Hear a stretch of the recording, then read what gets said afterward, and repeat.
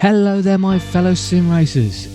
Do you want to find out if I can convert this ancient old fire tablet along with this somewhat odd selection of hardware that I had knocking about in my box of bits into the world's cheapest sim racing dash for my rig behind me? Well then you'll need to watch this video to find out. Now, even though this old tablet runs an operating system called Fire OS, luckily for us it's a fork of Android, and as such it does have a web browser built in, which allows us to input the web address from the SimHub software to allow us to display our dashes. Now once you input that display and you get the SimHub website up, you will notice that there's an option to download the app. Now you can download the app and sideload it onto this Fire tablet, which is exactly what we're going to do, and then when I come back we'll be running it natively on this little tablet. So that's the software side of this problem sorted. I now have SimHub running as a native app on this little 7-inch Fire tablet. Now comes the hard bit. Somehow I've got to get this to fit on this rig behind me, and that's where this little selection of bits and bobs comes in very handy.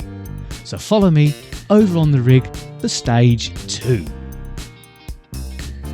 So here we are in the rig, and now we're going to find out how I'm going to fit this onto this, my Asetek wheelbase, and that's exactly where those little bits and pieces I showed earlier are going to save the day. After removing the 2 top bolts from the Asetek wheelbase, we now need to set about fixing the brackets. Because of the way that the wheelbase has been designed, you can't just stick a bolt and a bracket straight in. Fortunately, I found out on the Asetek Owners Club on Facebook that I'm not the first person to come across this, and there are a selection of hollow spacers at varying different lengths. I've gone for an M6 30mm spacer, which suits my rig setup perfectly.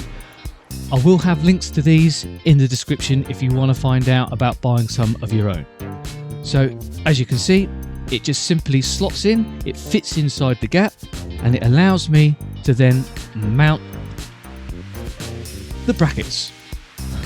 As simple as that. But that's not all. The story doesn't end here. So, we've got the software sorted, we've got the hardware and brackets sorted, but there's a third and final hurdle we've got to overcome. The fact that this 7-inch tablet occupies so much of my screen real estate that it's going to be in the way when I'm not sim racing. So I need to find a way of making it detachable. Now, I know there's guys out there that are a lot cleverer than me, and they'll have some 3D printed bracket solution, or maybe they've found some way of using magnets, but I don't have any of that on hand. And because this is supposed to be the world's cheapest sim racing dash, I went back to my box of bits. And once again, the trusty Velcro stick-on pads have saved the day. These things are fantastic, and I had a few left over from a previous project. I'll leave a link in the description of where you can buy yours, but these stick anywhere and will hold anything. So all I did, I stuck one half of the Velcro pads on the brackets, the other half on the tablet itself. I put plenty on there so I can go any height, any location to match the sim car that I'm racing perfectly, and you just simply whack it on. Job's a good one.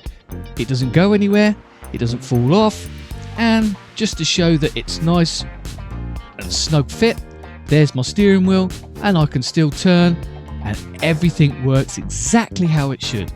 And that is how I created the world's cheapest sim racing dash out of an ancient old Fire tablet and a box of bits and pieces. Well, I hope this has given you a bit of inspiration, and it's made you think maybe I can do something. Maybe I've got something knocking about that I can use. If it has, consider a like and maybe even a subscribe. In the meantime, happy sim racing. Thanks for watching. I'll see you in the next one. Bye bye.